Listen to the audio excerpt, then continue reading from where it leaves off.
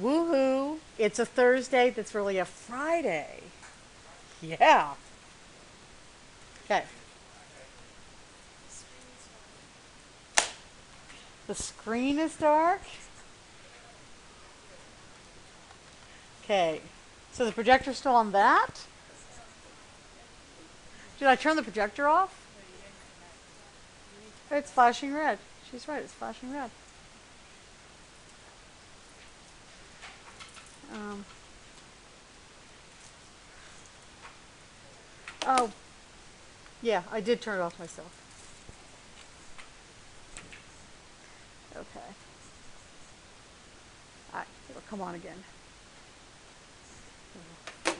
That seriously wears down the I don't know, the something. The bulb, the lights, I don't know. Not the battery. Okay. There we go. Reminder. All right. So our next part of probability is to put two or more events together.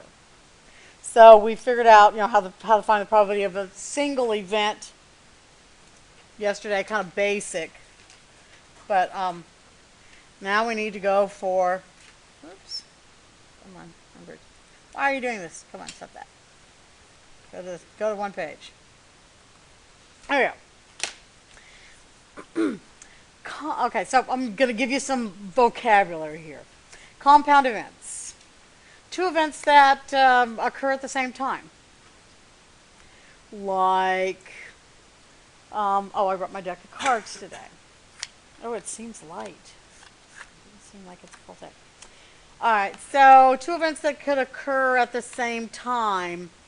Like I could get the ace of clubs and a black card. Okay? That's two events that can occur at the same time. Mutually exclusive events. Two events that cannot occur at the same time.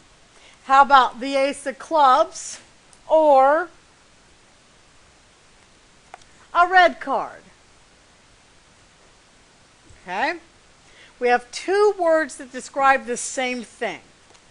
Mutually exclusive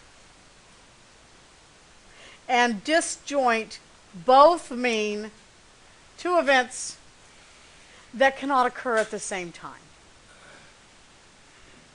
And we have one word for two events that can occur at the same time event. Those are compound events.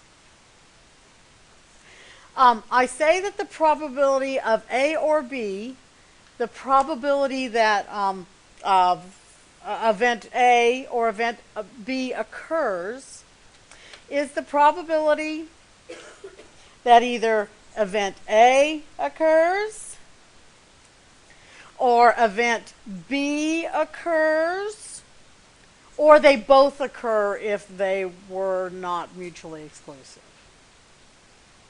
Okay. So are they? So they might be different. Ace of clubs, red card. What's the probability of getting the ace of clubs? 1 in 52. What's the probability of getting a red card? 1/2. 1/2. So if I want to find the probability of getting the ace of clubs or a red card, then I need to think about the probability that this occurs, or they're a compound event. They both could occur at the same time. In this case, they both can't occur in the same time. We'll deal with that in just a second. But first we've got mutually exclusive. Okay. So there it is. All right.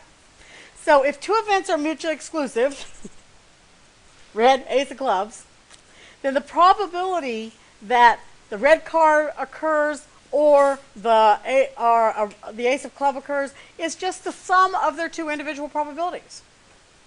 So we said the ace of clubs was 1 out of 52. We said a red card is half. The cards are red. 26 out of 52. So the probability of getting the ace of clubs or a red card is 27 out of 52. That's what happens when events are mutually exclusive.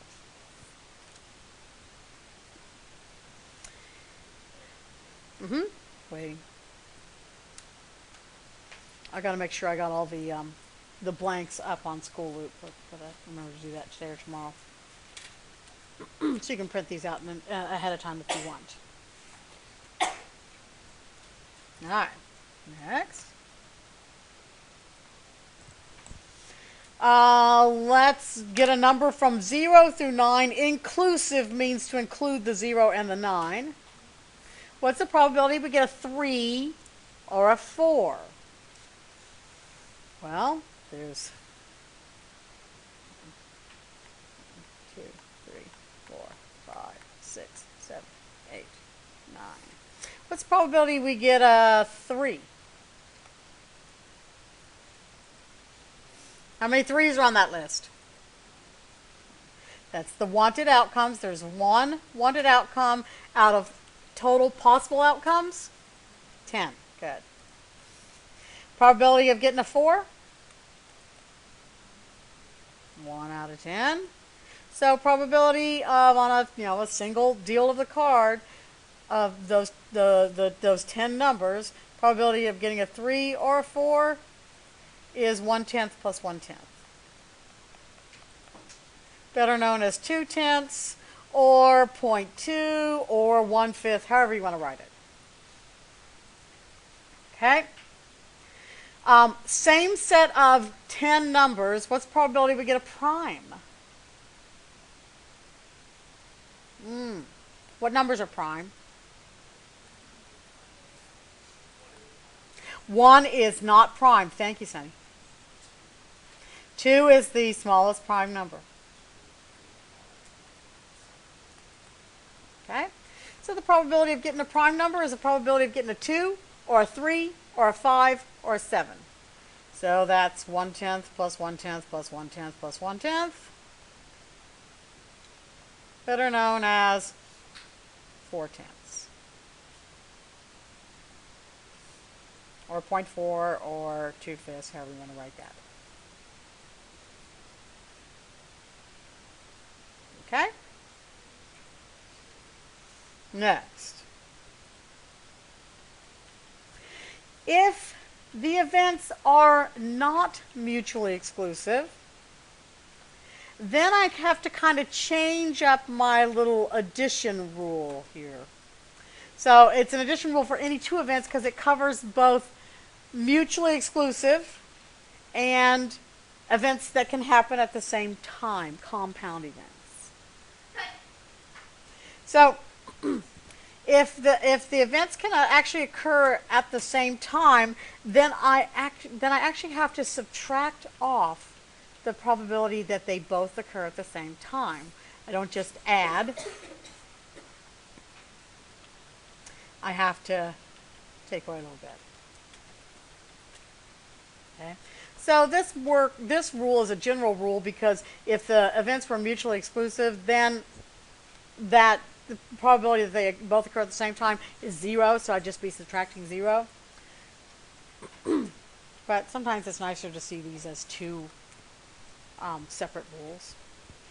Apply one time, and the other when you have apply the first rule when the events are disjoint, they don't happen at the same time. Apply this rule when you know that there is some time when those two events can occur at the same time.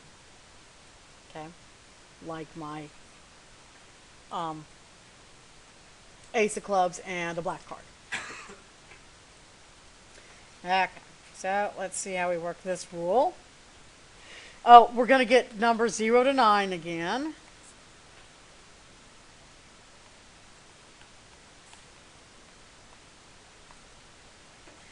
Now we're going to find the probability that you get an even number or a number greater than 5. So my evens, 0, 2, 4, 6, and 8. So my probability to get an even number